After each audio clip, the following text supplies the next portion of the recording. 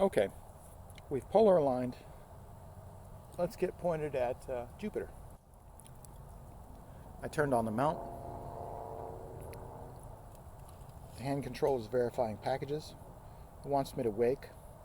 Before I said I didn't want to wake, I wanted to do a solar system align on Jupiter, but I don't have to do that. I can wake. That's okay. Just hit enter.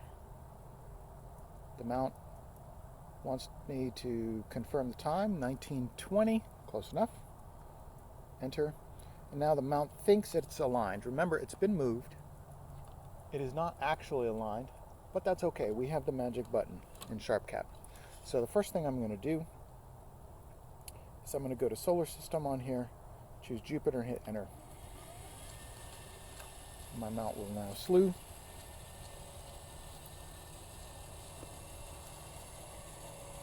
Make sure I don't hit my table or have any cable snags.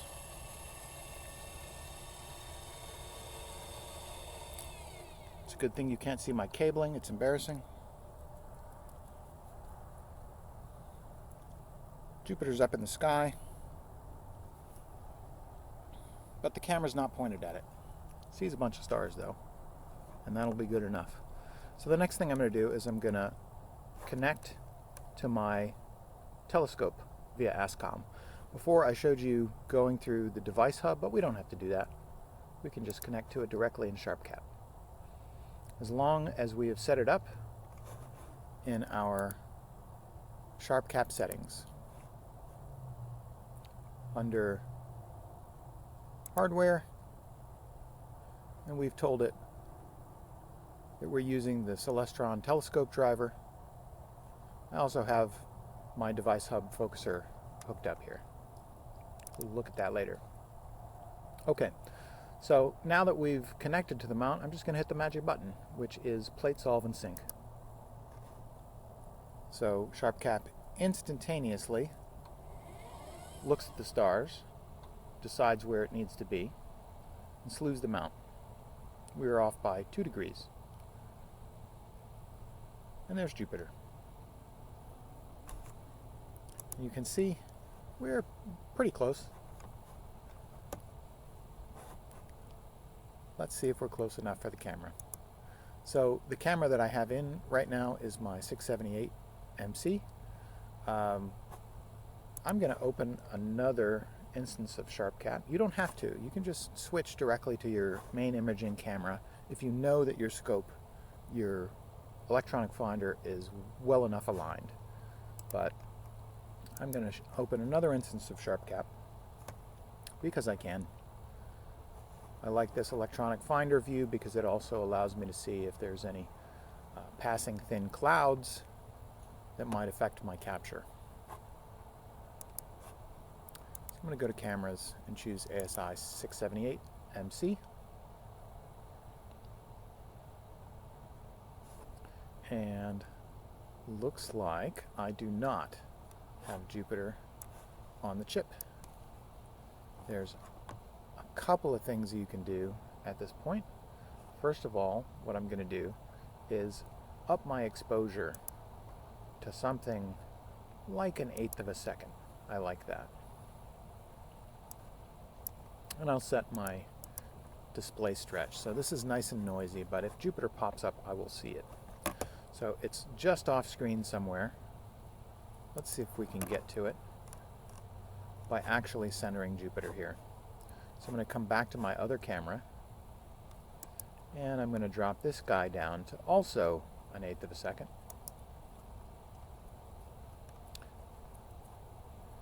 So now it's nice and snappy. And let's see if we can't figure out which way we're moving. So that's north. That means that's south. That's east. And that's west.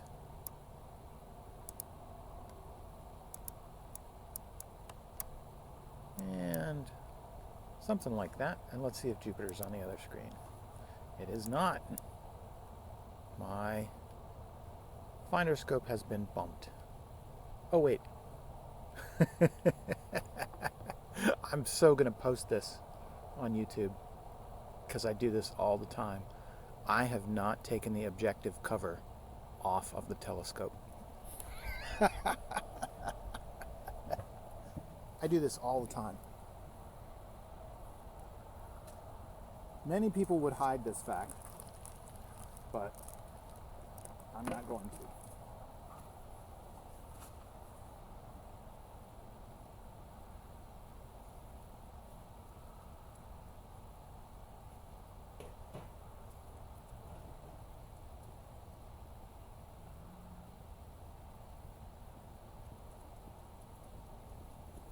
Okay, there's Jupiter. All right, now let's fix our settings. While we're at it, let's go ahead and talk about capture settings. So first of all, I can get that back. You can see how out of focus I am. That's all right. We'll deal with that in a minute. I'm going to turn my exposure back down. Let's just go to where I start at as a default. 30 frames per second. And I'm going to have to turn my gain down till I'm not saturating. Something like that. And as we focus in, Jupiter's going to get brighter because defocused spreads the light out. Okay, so I don't know how my main camera is oriented, so let's figure that out again. There's north. Okay, looks like basically up and down, more or less. There we go. Always a little bit of overshoot to the west. Okay, so now we have Jupiter in the middle, more or less. Let's focus it. So the next thing I'm going to do, by the way, I'm going to connect my SharpCap instance to the mount. You saw me do that before. I'm doing it again because I'm in a different instance of SharpCap. It does not care. You can do it in both at the same time. So that's perfectly fine. And let's connect to our focuser.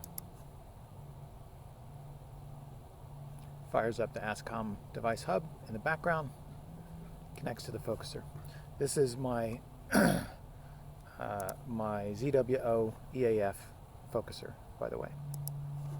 So let's figure out if we need to go inward or outward to achieve focus. Let's go to 100%. And I'm going to move in the positive direction, and I want to see whether or not Jupiter is getting more tightly focused or not. Looks like it was. And I'm just going to keep doing this until I achieve rough focus. Maybe one more.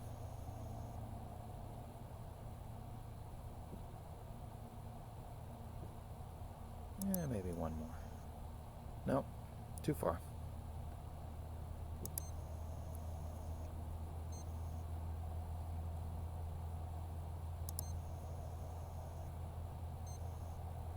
Yeah, looks like it's somewhere in the middle. Seeing's not great tonight.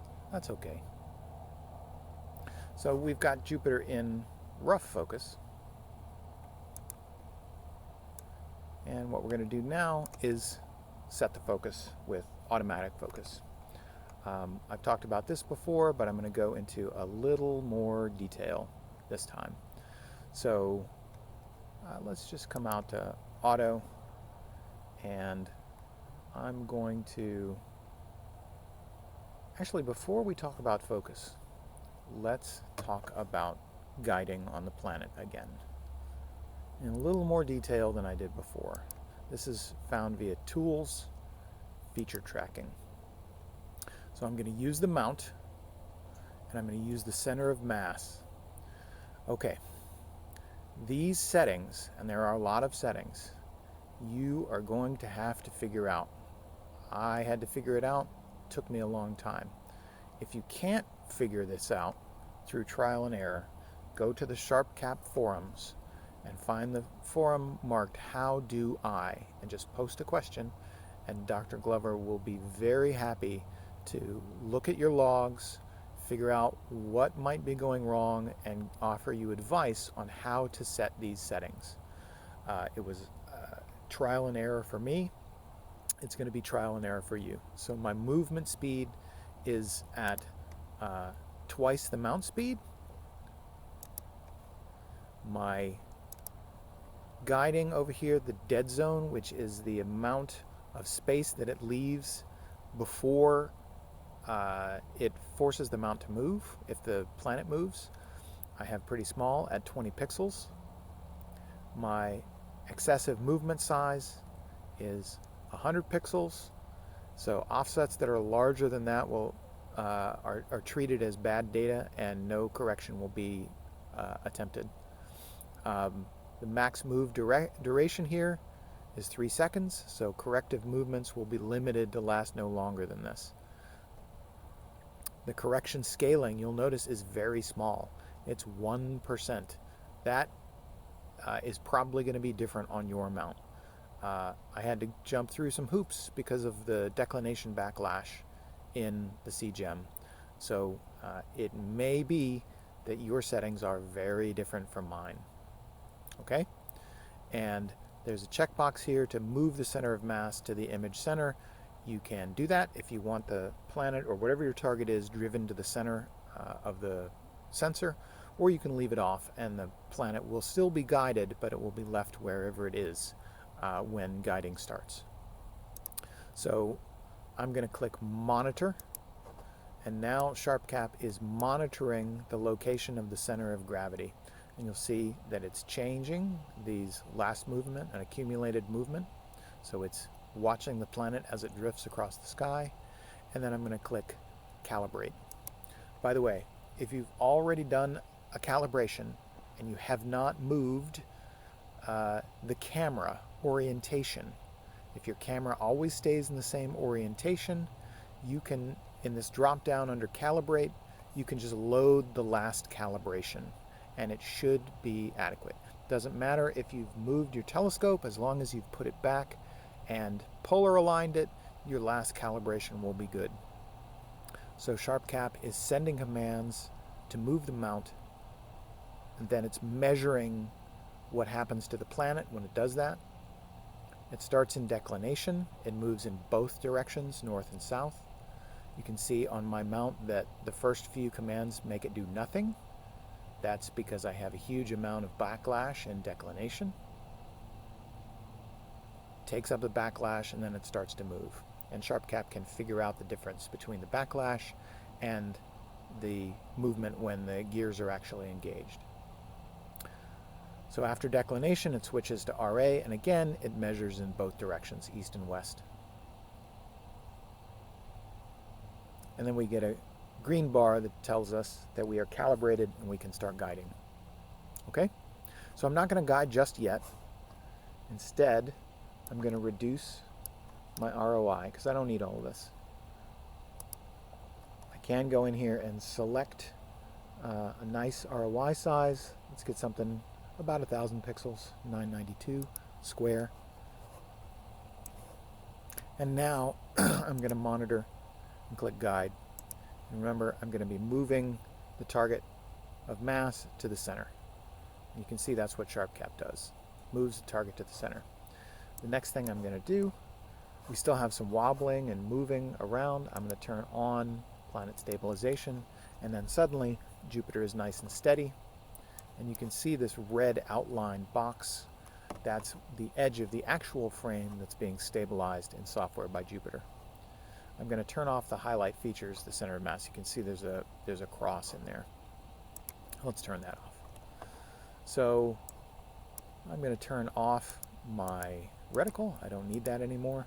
And now let's talk about autofocus. So I'm going to minimize feature tracking here. If you ever want it back, there it is. You just double click on it. And then I'm going to go to Tools, Focus Assistant, and I'm going to use the contrast edge detection method. I like this a lot for planets. It's very similar to what AutoStagger does when it calculates focus quality scores. Not focus quality scores, but quality scores. So the first thing, you need this red grayed out selection box. If you go into the Focus Assistant, so first of all, if you go into the Focus Assistant and you're not connected to your focuser, this will look very different. So connect to your focuser. There is a way to do this manually, but it's a whole lot easier if you have a motorized focuser. I'm not going to go over the manual way to do it. So if you open this tool and you don't see this gray box, it usually means that your ROI is larger than the view. Say the ROI is the full sensor, but you're looking at a zoom that is 100%.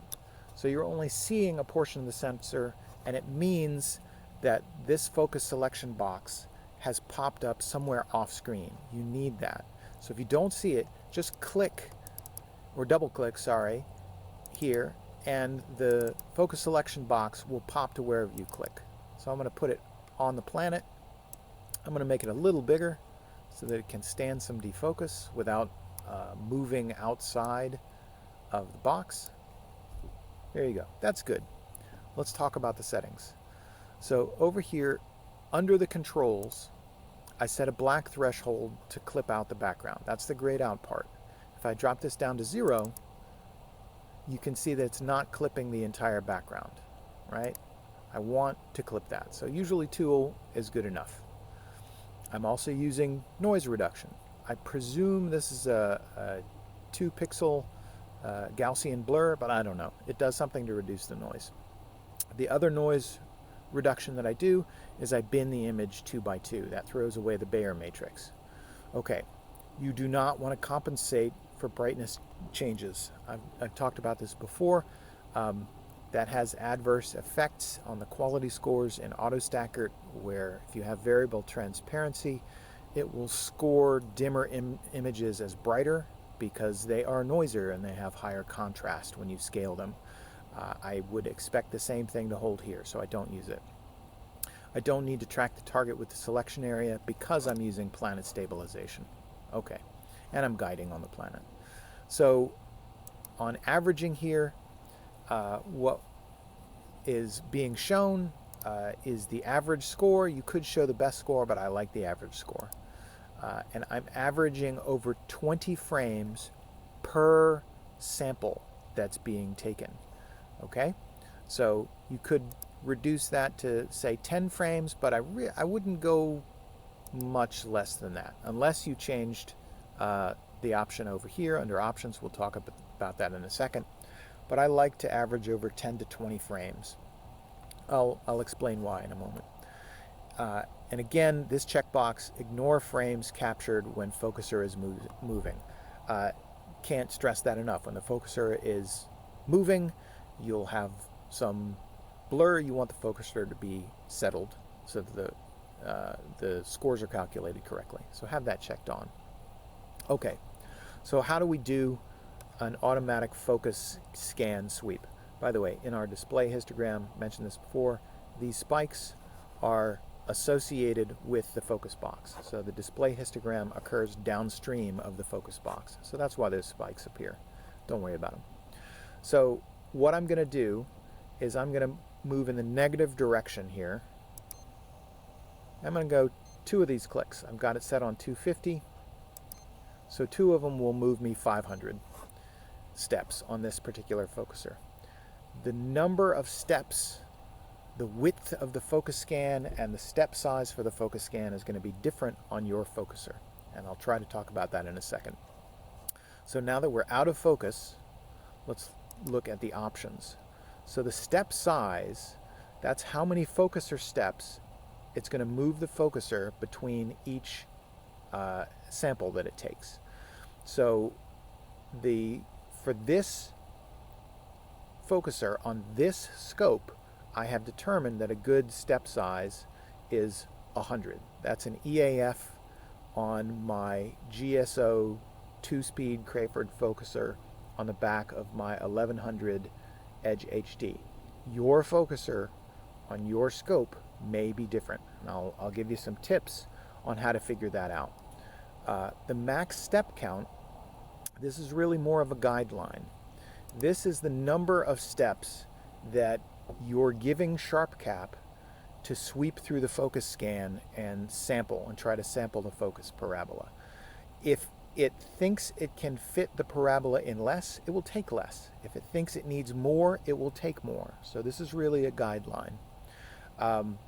set this number to something like 9 to 11. You can do more, but 9 to 11 is a good number, and we'll talk about that a little more in just a bit. So the numbers of samples to collect at each step I've set to be 10, and each of those samples, you'll recall, is an average of 20 frames. So each of these samples at each focuser step is actually covering 200 frames. So when it's done, it's going to move to the best focus position when the scan is complete. It's going to use smart scanning. That's where it tries to figure out intelligently, does it need to keep going? Can it stop early? It can prompt you to update the measurement area on refocus. I might talk about that a little bit.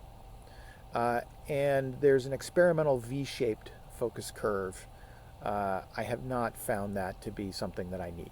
Okay, so I've gone inside of focus, 500 steps here, 2 clicks at 250.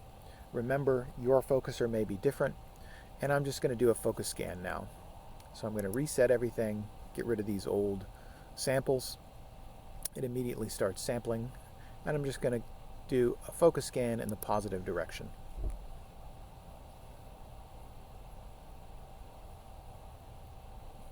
So SharpCap can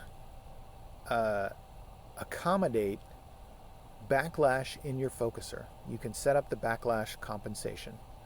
However, I have found it to be much simpler to just overshoot in the negative direction and then return in the positive direction.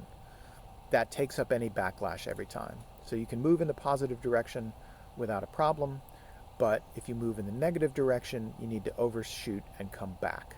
And that will always take up the backlash. And it's just simpler for me than measuring what the backlash is and entering it. But you can, in the settings, set up the backlash compensation. So you can see what SharpCap is doing is it is sweeping through the focuser positions and it is sampling. And you remember we started from a rough focus. So if SharpCap decides that it needs more than 11 samples to fit a parabola, it will take more than 11 samples to fit a parabola. So I want to talk about the shape that you see developing here. The focus score theoretically should be a downward pointing parabola around critical focus, but you'll see that it flattens out in the wings. That's because when you move away from critical focus, you get a couple of effects. One, you start running into the minimum quality score that you can calculate. You also might run into other effects where you start seeing the shadow of the secondary, and that can affect the calculation. The important thing is, when you're deciding how wide of a focus scan to set up, to use for your focuser, you want to get out to the wings where this curve begins to flatten out. Okay?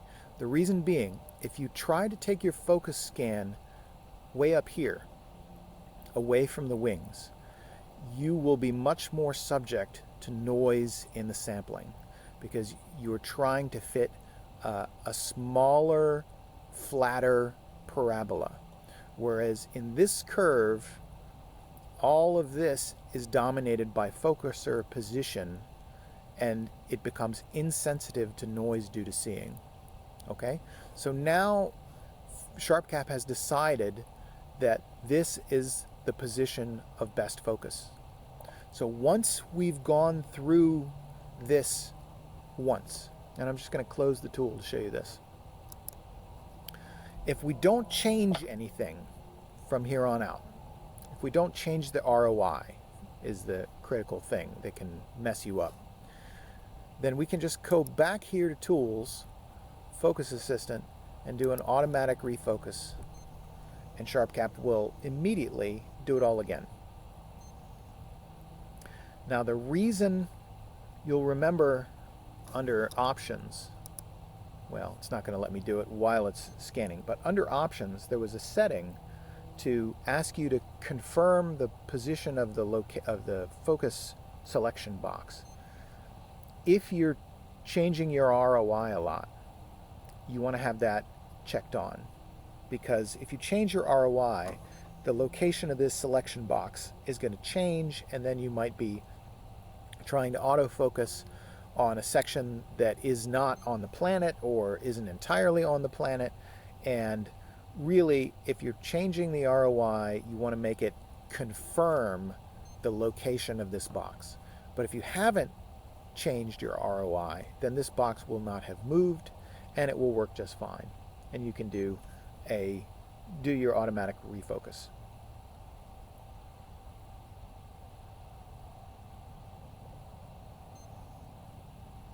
SharpCap is once again going to focus.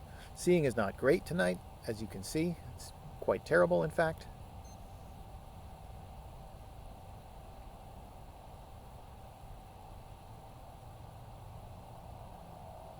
And we'll see how close it comes to the last score that I calculated.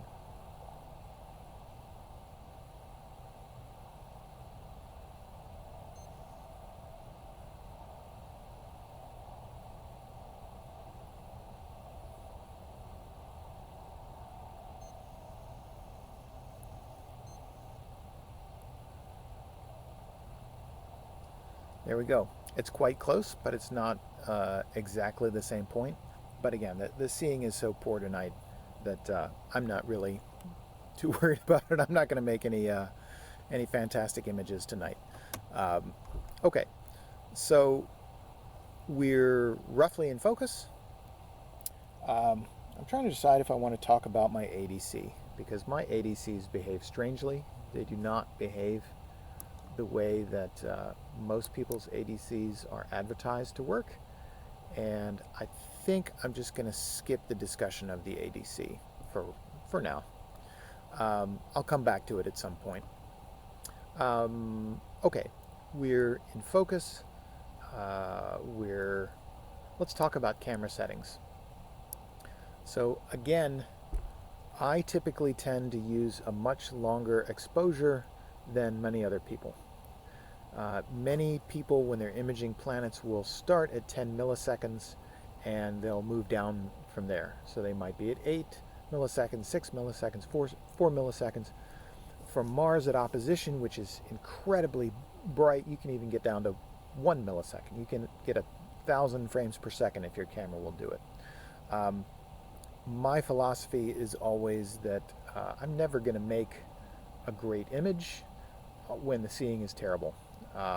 You can eke out a marginally better image by using high frame rates, and the problem with that is the storage and processing time requirements go up significantly, and I'm usually not that interested in it. I don't always image at 30 frames per second.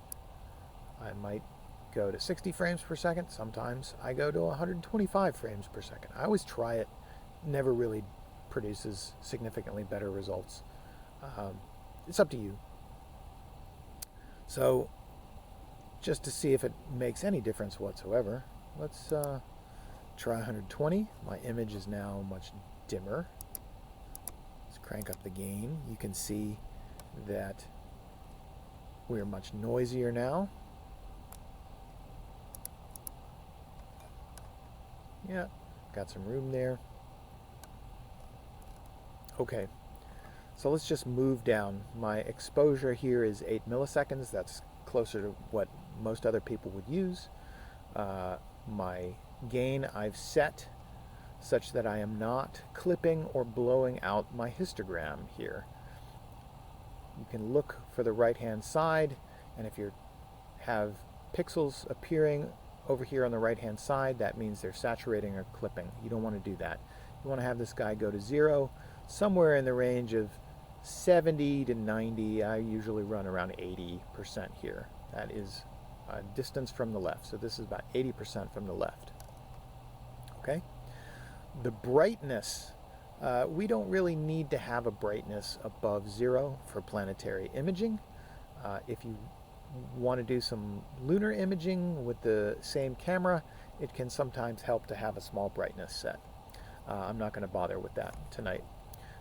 My white balance settings in the ZWO camera. I don't have a green control. These are the only two controls that are exposed by the camera.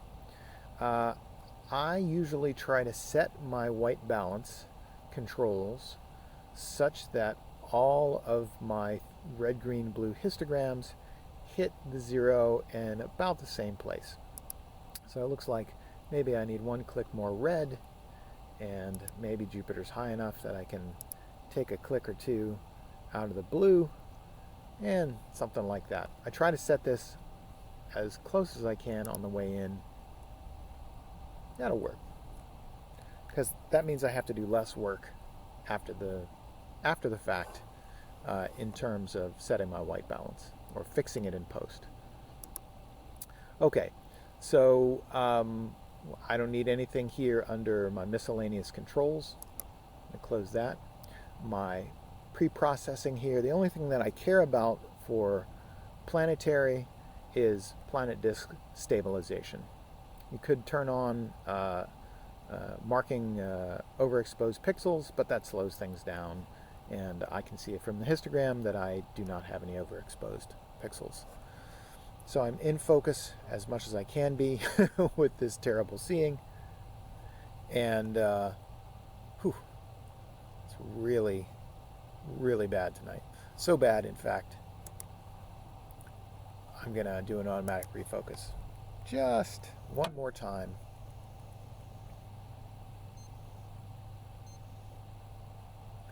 Just one more time to make sure. And it's not going to get any better, I'll warn you. You do have a little leeway around critical focus. It's called the zone of critical focus, because the top of the parabola is so flat. Basically, that means you have a little forgiveness.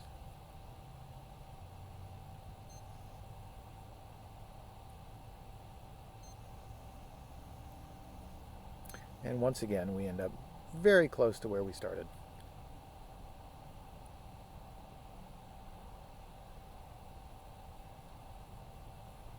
Okay. Boy, the seeing tonight is just special. That's really awful. The jet stream is terrible. Okay, we're going to move on. So we've got our focus set. The only thing I care about is planet disk stabilization here. Let's capture. So I'm going to go to Start Capture. I'm going to set the target name as Jupiter, and I'm going to tell it what do I want to do. You have a couple of options here. Most of the best imagers in the world will shoot individual videos and then refocus between every video.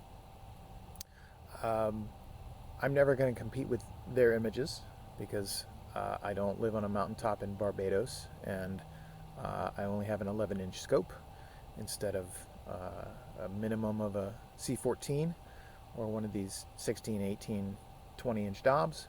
So I'm less picky about that. If you want to refocus between every capture, that is okay. Be my guest. I'm not going to tell you anything is wrong with that. You will probably get better pictures than I do, but I don't tend to do that. What I tend to do instead is a couple of options. One, you can set a video length for Jupiter of about 3 minutes, and then you can perform a sequence of captures. So if you wanted to image for, say, 15 minutes before you reset your focus or your ADC, you could set it for 3 minutes, perform a series of captures, and say perform 5 captures.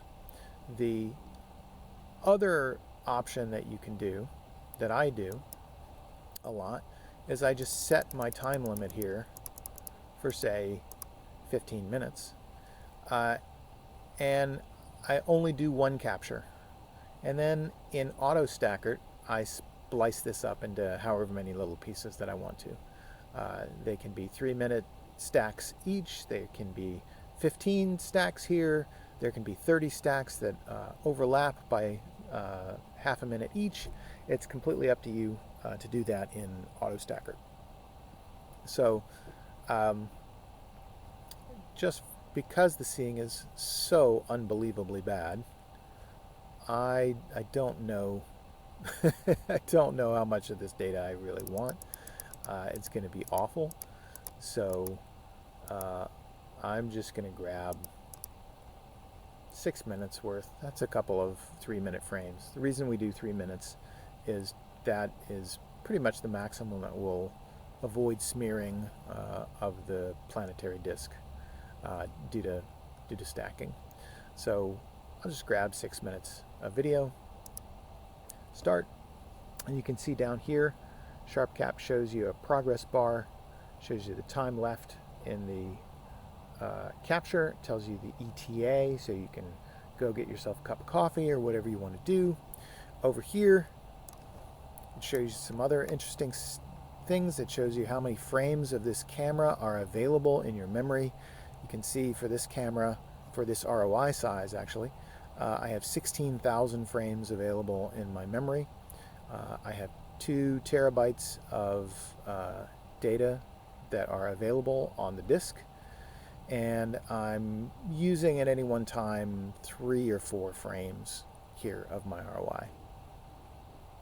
Okay, it tells me how many frames I've captured. I'm up to 5,000, and my frame rate is 110, which is slightly lower than our theoretical 125. That's probably due to my large ROI, because I wanted to get these moons.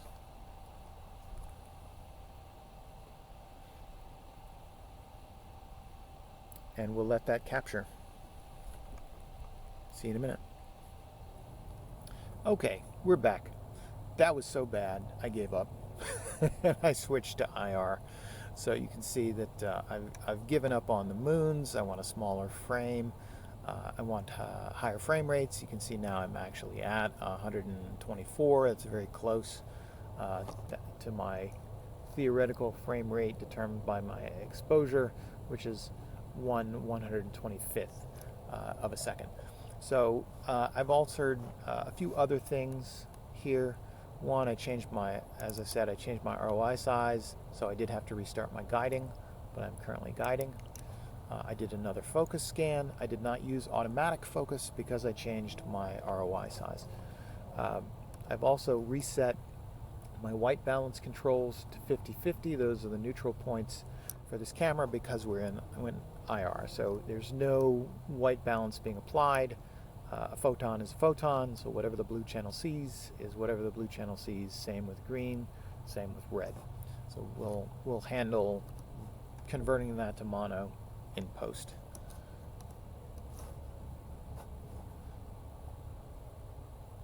So now let's start a capture.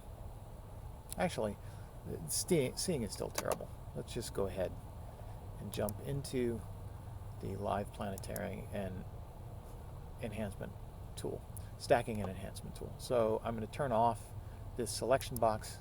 I don't need that. My stack is only at 200 frames. That's not going to cut it for this terrible seeing. So especially with my my exposure being only 8 milliseconds, it's very, very short. We're going to end up with a lot of noise. So I'm going to put my stack depth up at 2,000 frames. And it's rapidly accumulating those frames. So now it's already at 2,000 frames. So let's see if we can make this look any better. Kind of try to sharpen it up. You can see I'm not getting much going on here because the seeing is so bad. Let's try to do something about our... it didn't work so well in IR. Let's just reset all that, do it manually. Let's try to get the green up to match, and try to get the blue up to match. Run out of extent, so let's bring the green down to the blue and the red down to the blue. And the reason I'm doing this instead of just desaturating is you can see the saturation control only goes down to 0.5, right? So I roughly white balance and then desaturate, and I get essentially a mono image out of the result. And if I want, I can try to brighten that up, not too bright, and maybe try to increase the contrast.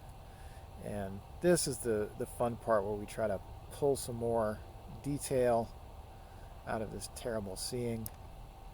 So I'm just going to take these controls.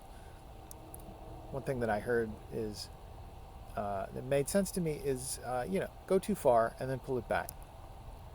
So go too far and then pull it back.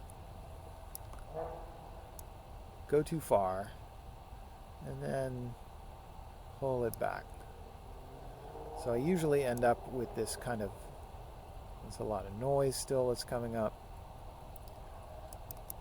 Usually end up with this sort of staggered approach to the wavelets, and lately I've been backing off to level 1 because that's where you generate most of the artifacts and noise.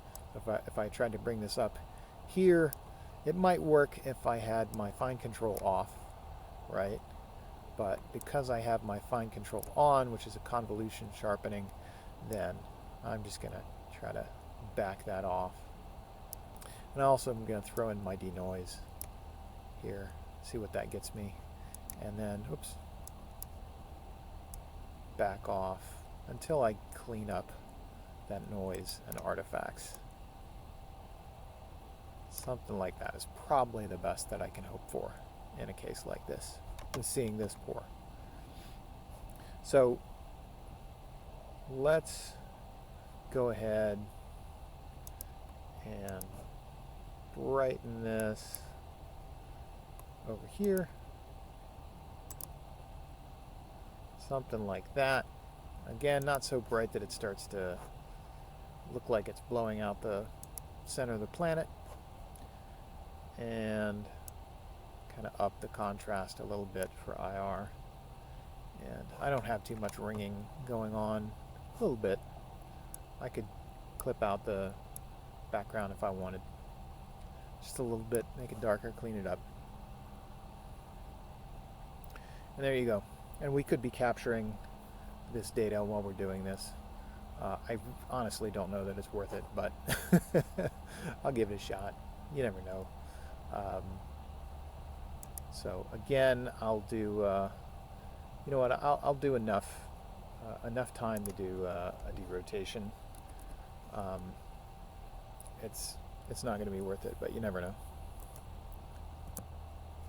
So I'll take 15 minutes, and I'll call it Jupiter IR. Here we go.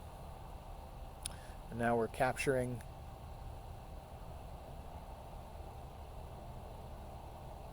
while we are processing.